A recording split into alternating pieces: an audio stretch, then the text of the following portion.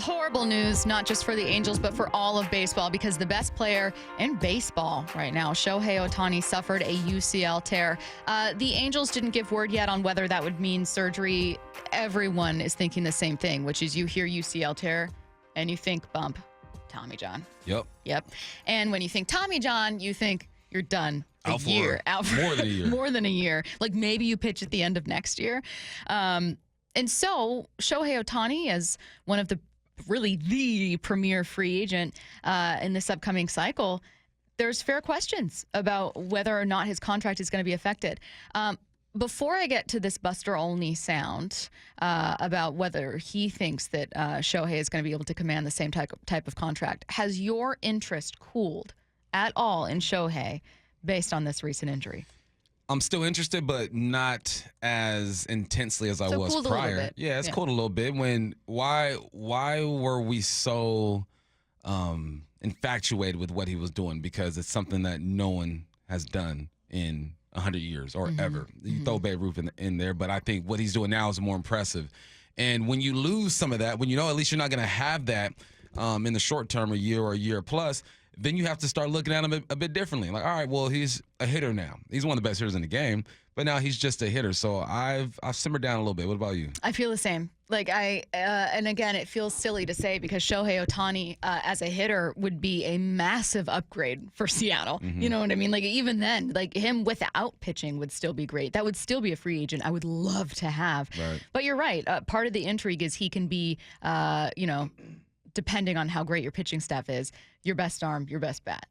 He's certainly that for the Angels right now. Oh, they also announced Mike Trout back to the IL, by the way. Just horrible news continues for Anaheim.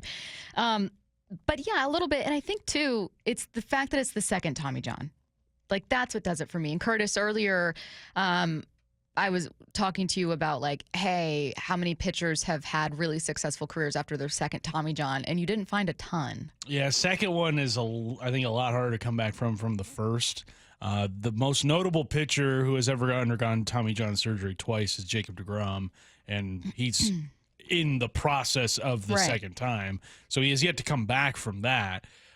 So it's not I don't think it's a death sentence to his pitching career, but I think he's going to have to seriously reevaluate just how much he pitches in his future, or if he even does pitch going forward. But that's not to say that he's not, still a very valuable player. I mean, he's probably a top 2 or 3 hitter in baseball, minus the whole pitching aspect. Well, it's funny you say that. 509 says, no exaggeration, this will cost him $150 million plus, obviously, over the lifetime of his contract.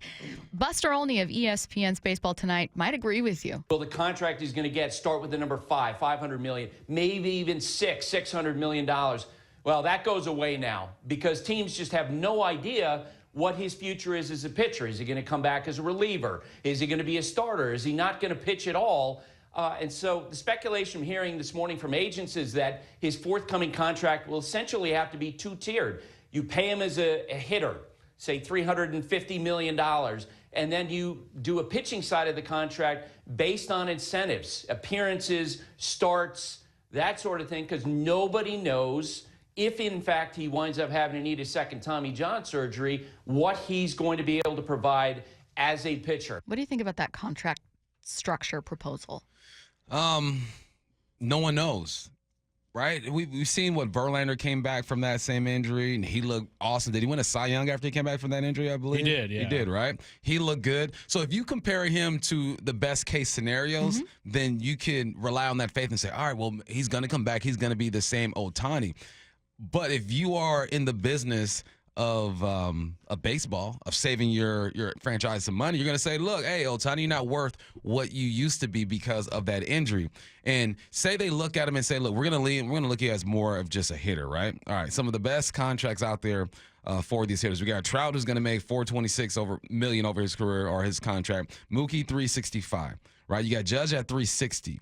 So is he a better hitter than Trout, Mookie, and Judge? That's the way I look at it. I think if I'm an organization, I'm looking at him now and saying, okay, we're going to shift you over here to this category because that's all you can be right now. Let's compare you to these guys. He's still a better hitter than all three of those dudes. Now you look at the annual compensation. You got Scherzer, who's making 43.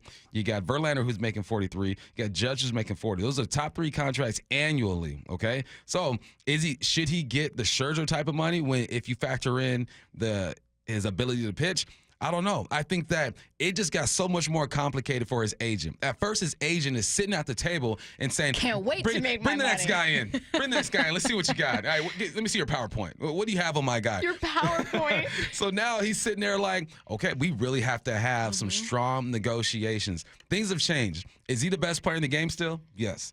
Is he one of the best hitters in the game? For sure. I think he'll still be one of the best pitchers in the game. But now it's like, as an athlete, you have to think about your career now. If I'm Ohtani, right? He had UCL surgery in 2018. He's got another one coming up this year. What do you want to do? What do you want to do to your body? Because that's hard on your body. And that was the knock with this, right? Is how long can he keep this up?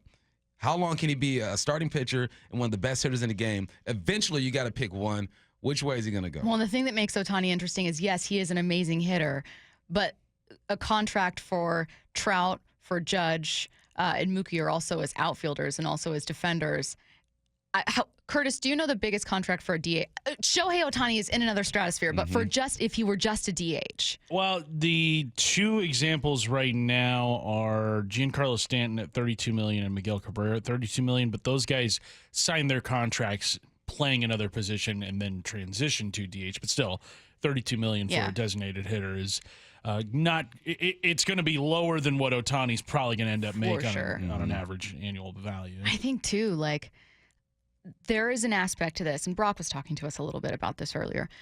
There is an aspect to this where everyone was waiting for the other shoe to drop. You know, they were like, "You can't do this forever. No way. No, you can keep it up. You can't do this forever." And so I think that there is a growing population of people that are going to be looking at this potential second Tommy John going, "Oh, this is it. This is what I was expecting to happen," because it felt too good to be true that you could lead this kind of career for long. I feel like the baseball gods have cheated us. I wanted to see Ohtani go out there, hit 60-something bombs, and put a complete season together that we will not see ever again in our lifetime.